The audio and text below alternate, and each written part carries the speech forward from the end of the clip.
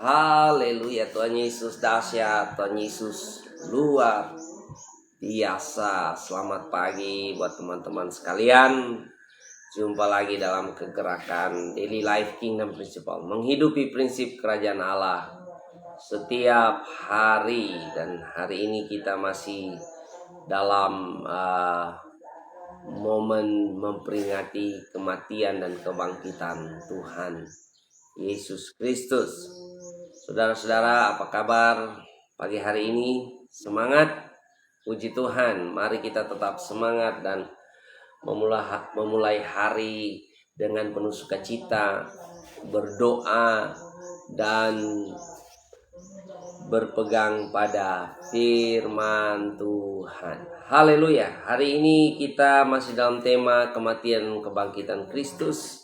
Dan saya rindu bagikan kebenaran firman Tuhan buat kita, untuk menjadi kekuatan buat kita dengan tema kematian Kristus menghidupkan kita, ya.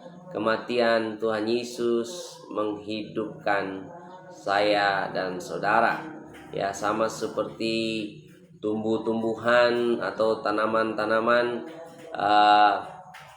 harus mati dulu dan bisa hidup kembali. Demikian juga dengan kematian Kristus menghidupkan kita, ya. Sebelumnya mari kita bersatu dalam doa. Bapa Surgawi, kami berdoa di dalam nama Tuhan Yesus Kristus. Kami percaya pemberitaan kebenaran firman Tuhan tidak pernah sia-sia. Firman Tuhan selalu berkuasa dan tidak pernah kembali dengan sia-sia. Kami berdoa lewat kegerakan menghidupi prinsip kerajaan Allah setiap hari.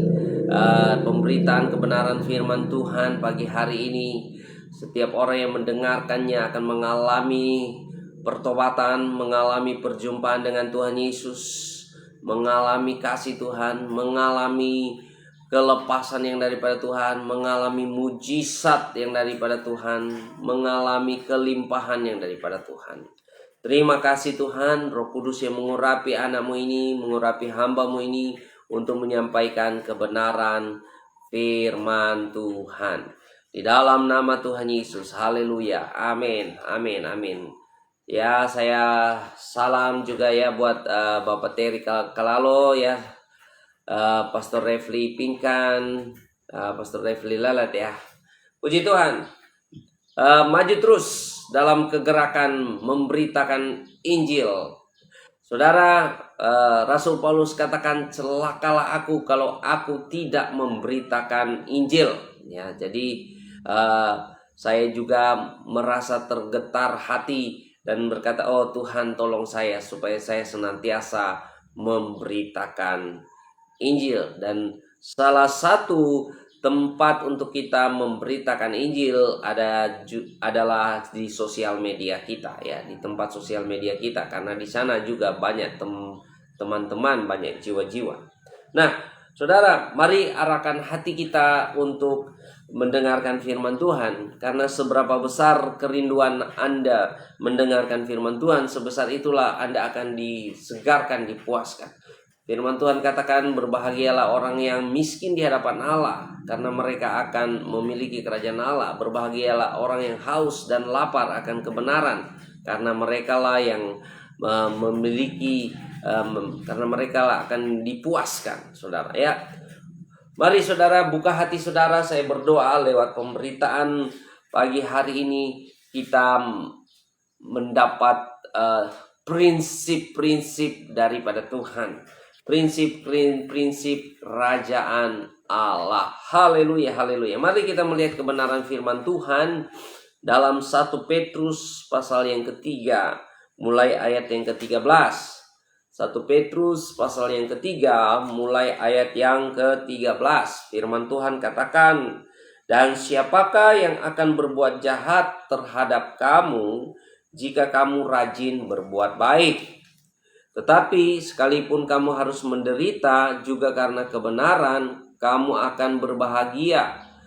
Sebab itu janganlah kamu takuti apa yang mereka takuti, dan janganlah gentar. Tetapi kuduskanlah Kristus di dalam hatimu sebagai Tuhan.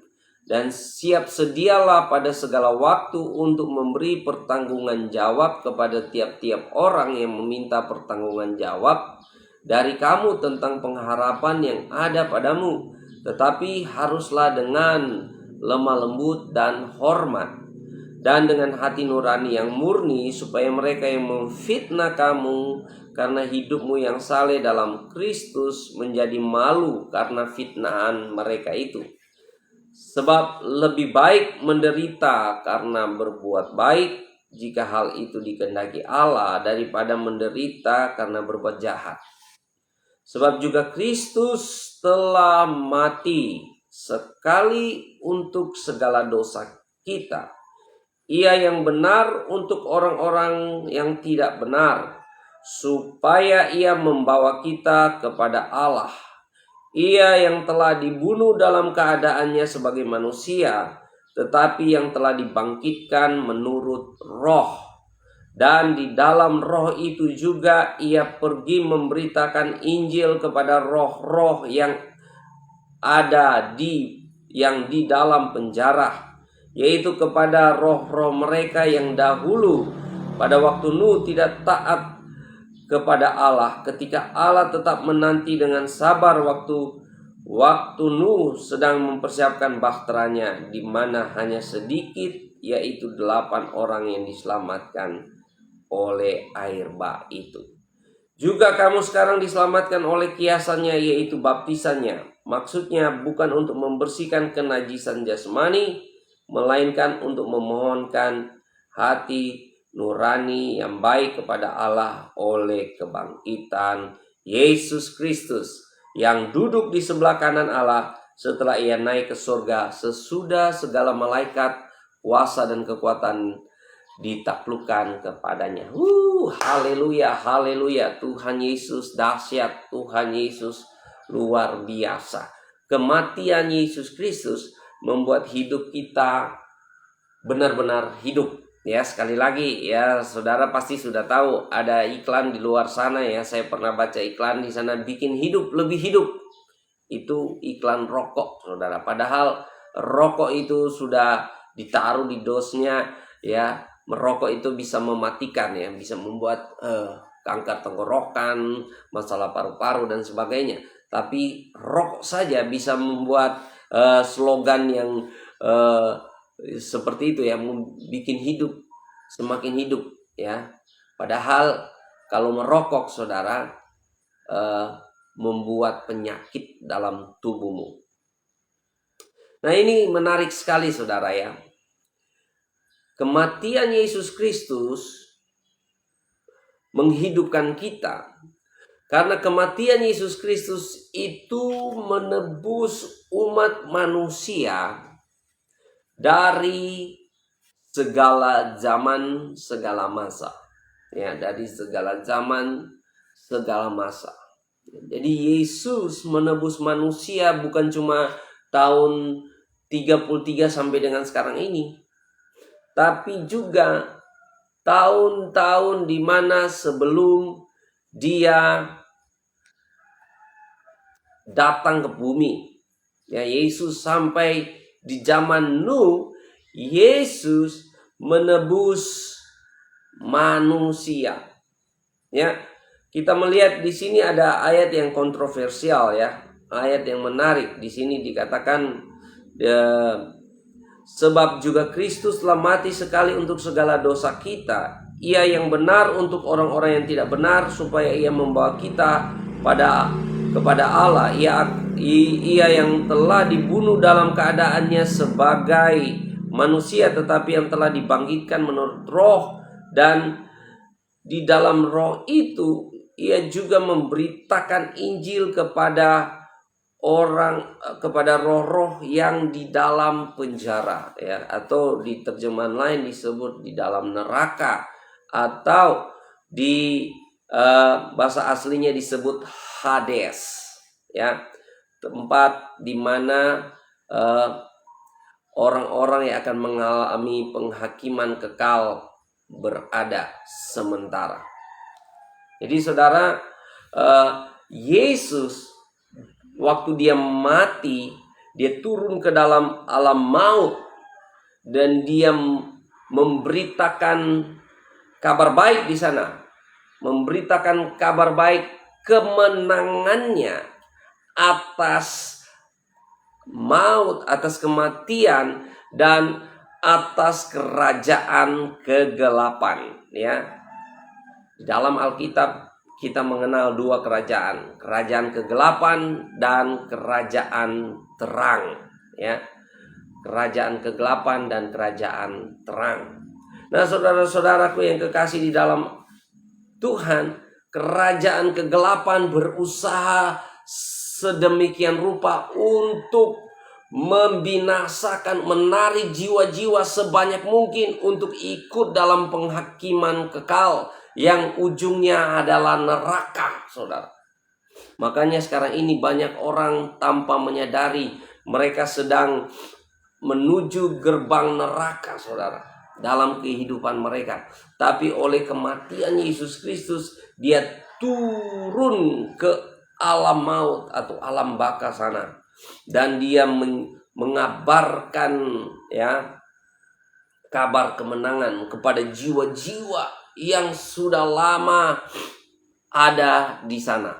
Ya, ada yang mengatakan jiwa-jiwa itu sejak zaman Nuh, mereka yang di waktu Nuh membangun bahtera dan memberitakan kepada mereka akan adanya penghukuman, penghakiman Tuhan lewat banjir, dan orang-orang zaman Nuh hanya menertawakan, orang-orang zaman Nuh hanya menghina dan memfitnah, dan akhirnya saudara, waktu datang waktunya hanya 8 orang yang diselamatkan. Makanya Tuhan dalam kematiannya, dia menghidupkan setiap orang yang percaya, bahkan sampai saudara ya, segala zaman, segala masa. Penebusan Yesus itu universal, saudara. Penebusan Yesus Kristus itu untuk semua manusia. Makanya saudara, ya, di dalam Alkitab kita tidak pernah diajarkan kesempatan kedua di dalam neraka. Ya.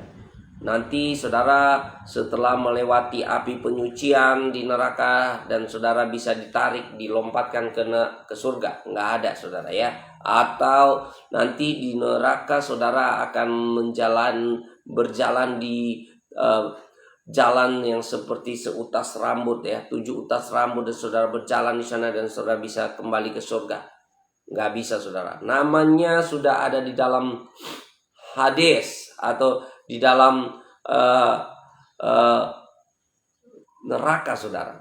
Ya, tidak ada kesempatan kedua. Nah, sekarang ini kemana orang-orang yang sudah meninggal? Orang-orang yang sudah meninggal itu mereka ke Hades. Hades itu tempat ya seperti transit. Pada waktu datangnya Yesus Kristus sebagai hakim yang adil, maka dia akan menghakimi. Dia akan menghakimi baik yang hidup dan yang mati.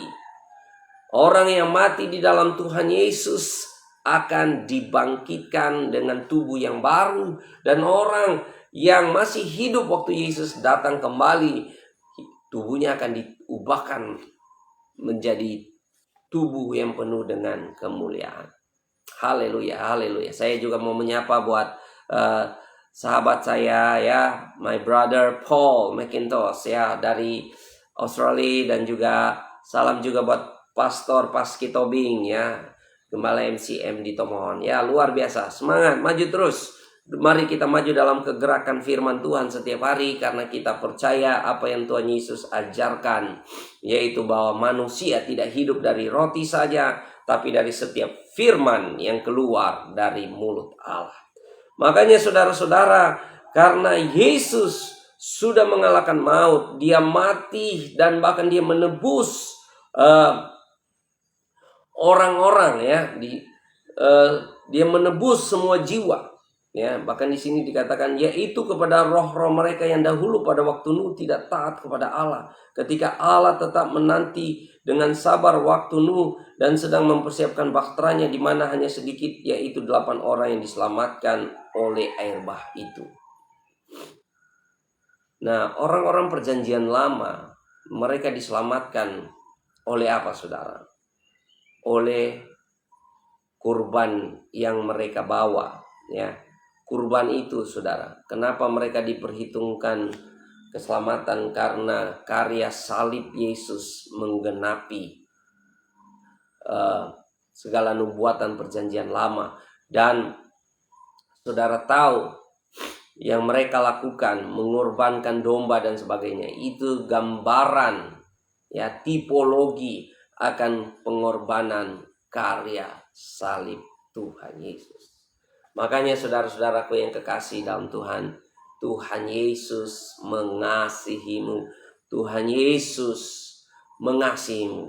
Tidak ada dosa yang terlalu besar yang tidak dapat ditebus oleh Tuhan Yesus. Tidak ada dosa yang terlalu besar, ya, yang melebihi kasih Tuhan Yesus. Tuhan Yesus mengasihimu apapun pergumulanmu. Nah, makanya di sini, saudara, kita sebagai anak-anak Tuhan, kita sebagai anak-anak Tuhan, firman Tuhan katakan, ya, karena kita punya Tuhan Yesus yang mati menebus kita dari segala dosa-dosa kita, dan dia bangkit dari antara orang mati, dia duduk di sebelah tahta kanan, sebelah kanan Allah. Makanya kita, saudara-saudara, di sini sebagai orang-orang percaya, sebagai orang-orang Kristen, firman Tuhan katakan, tetapi kuduskanlah Kristus di dalam hatimu sebagai Tuhan. Haleluya, haleluya. Ya, banyak orang Kristen ngaku-ngaku Kristen, bahkan ya melakukan kegiatan-kegiatan gereja yang begitu aktif, tapi mereka tidak berani menguduskan Yesus Kristus sebagai Tuhan di dalam hati mereka. Ya, pada waktu ditanya mengasihi Tuhan, semua angkat tangan mengasihi Tuhan. Tapi waktu komitmen untuk berpegang teguh pada apa yang Yesus perintahkan, pada apa yang Yesus ajarkan, mereka mulai mundur terhormat satu persatu, saudara. Ya, makanya tidak heran, saudara, banyak orang Kristen, ya, satunya dugem, seperti itu kan, dugem sampai pagi subuh gitu kan, minggunya masuk gereja, saudara, supaya apa? Bersihkan, ya, minta ampun dosa dan sebagainya. Punya pengertian yang keliru, saudara. Tuhan Yesus mengasihi Anda, tapi Tuhan Yesus juga adalah Tuhan yang raja di atas segala raja, yang maha adil, ya, yang juga akan datang sebagai hakim yang menghakimi.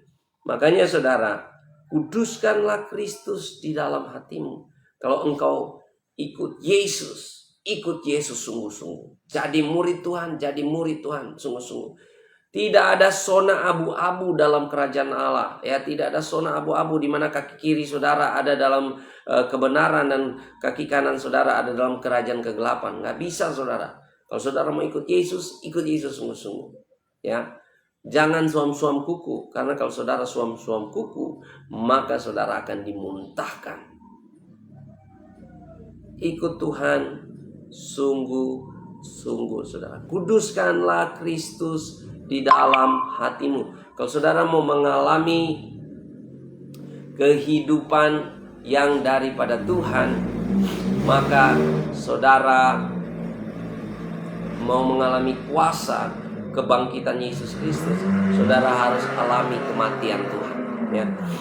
Kapan lalu kita sudah pernah bahas, ya, mati bersama Yesus, bangkit bersama Yesus. Jadi kalau saudara orang-orang yang kuduskan Kristus di dalam hatimu, saudara rela mati bersama Yesus. Artinya saudara rela mati dosa-dosamu, saudara rela mati kedaginganmu, saudara rela mati hawa nafsumu, saudara rela mati segala hal yang buruk. Ya, makanya firman Tuhan katakan, ya, di sini, siapakah yang berbuat jahat terhadap kamu jika kamu rajin berbuat baik? Tetapi sekalipun kamu harus menderita juga karena kebenaran, kamu akan berbahagia. Sebab itu janganlah kamu takuti apa yang mereka takuti, dan janganlah gentar, ya. Lebih baik kita menderita demi sebuah keyakinan yang benar daripada menderita karena kejahatan, ya. menderita karena kejahatan, kita harus dihukum masuk penjara dan sebagainya. Tapi kita menderita karena demi sebuah keyakinan, ya, kita percaya kepada Yesus, kita rela menderita demi sebuah keyakinan, ya. Yang tadinya saya waktu masih belum ikut Tuhan Yesus, saya bebas ke dunia malam, saya bebas free sex, saya bebas melakukan kejahatan, saya bebas berbohong dan sebagainya. Tapi waktu saya ikut Yesus, saya rela menderita, ya. Saya rela mengorbankan semuanya itu. Bahkan di tempat-tempat tertentu demi iman mereka kepada Tuhan Yesus, mereka teraniaya secara fisik, ya, secara batin, ya, mereka mengalami isolasi, mengalami diskriminasi dan sebagainya, saudara. Haleluya, haleluya.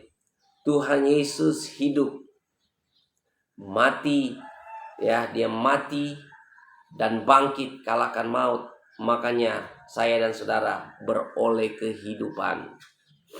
Selalu saya katakan bahwa kalau hidup yang kekal saja Tuhan sudah jamin, apalagi hidup kita hari-hari atau hari ini, saudara.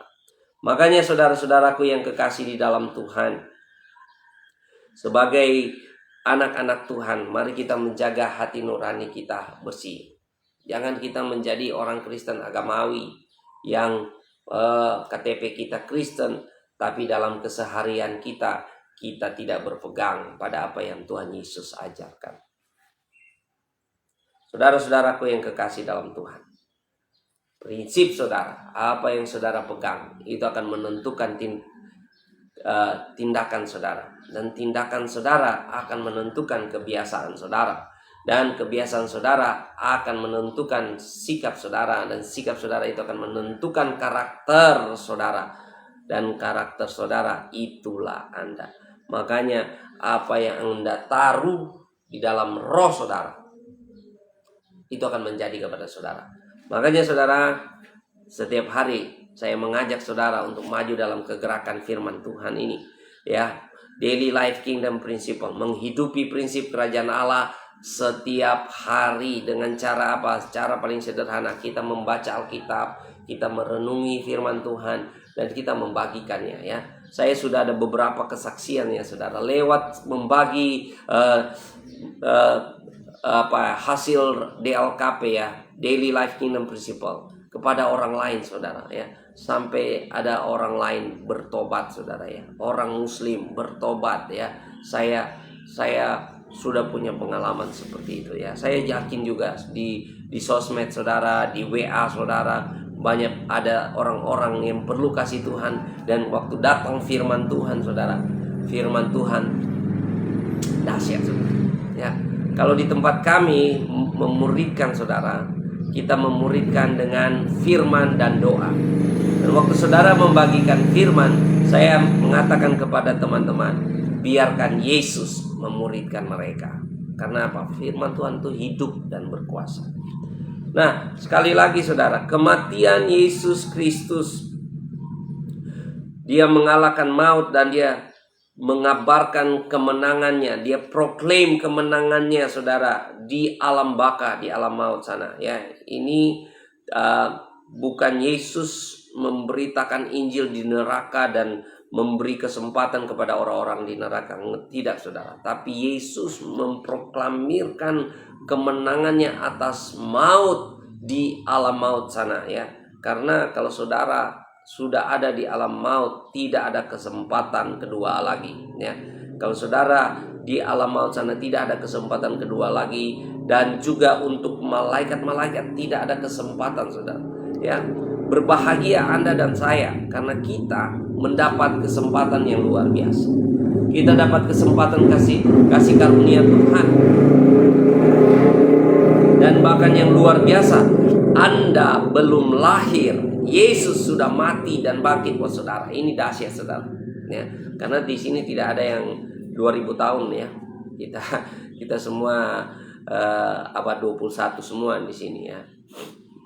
Bayangkan saudara, 2000 tahun lalu Yesus sudah mati dan bangkit buat saudara. Tuhan Yesus mengasihimu, saudara. Makanya saudara-saudaraku yang kekasih dalam Tuhan, ya, di sini dikatakan ya tiap-tiap orang ya harus mempertanggungjawabkan pengharapan imannya.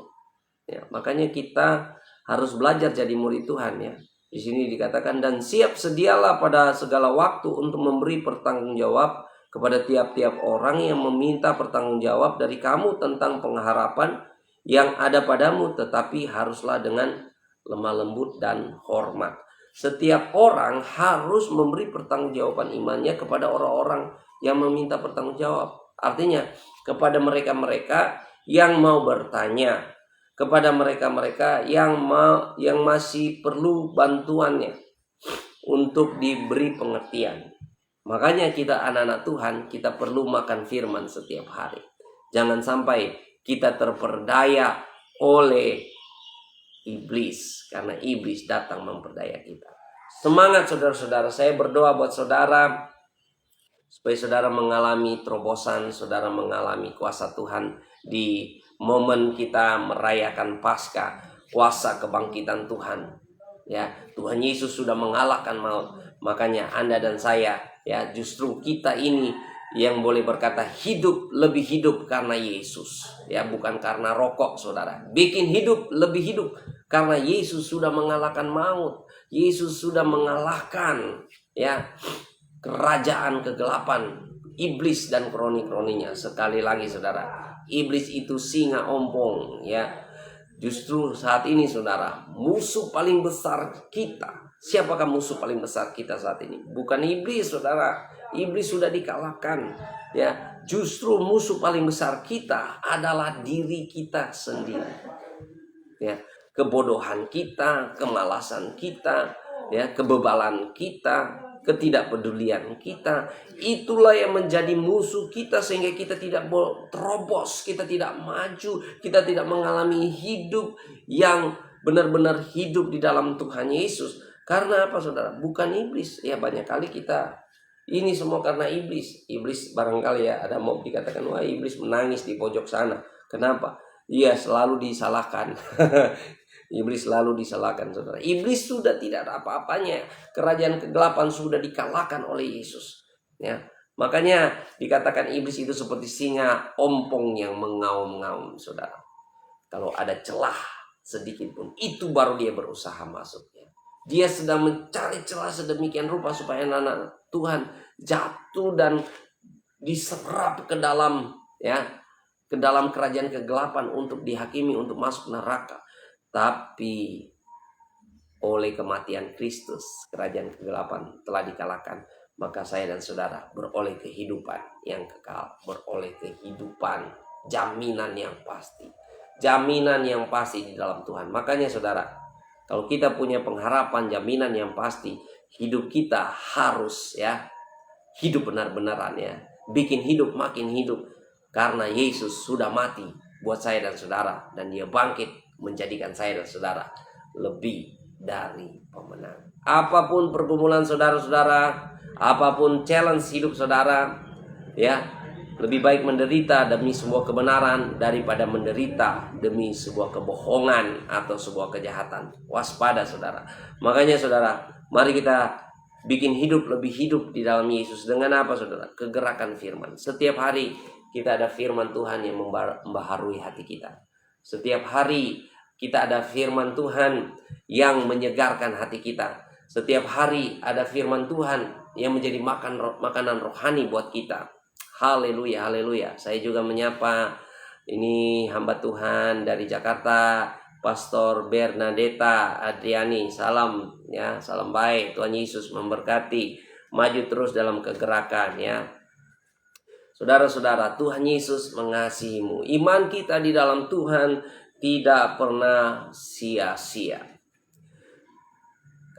Kematian Yesus Kristus sudah mengalahkan maut. Oleh karena itu, saudara dan saya, kita boleh beroleh hidup yang penuh harapan, hidup yang optimis, ya, hidup yang optimis. Saudara, ya, karena kita punya pengharapan kita apa? Kedatangan Yesus kedua kali. Setiap anak Tuhan sedang menantikan kedatangan Tuhan Yesus kedua kali.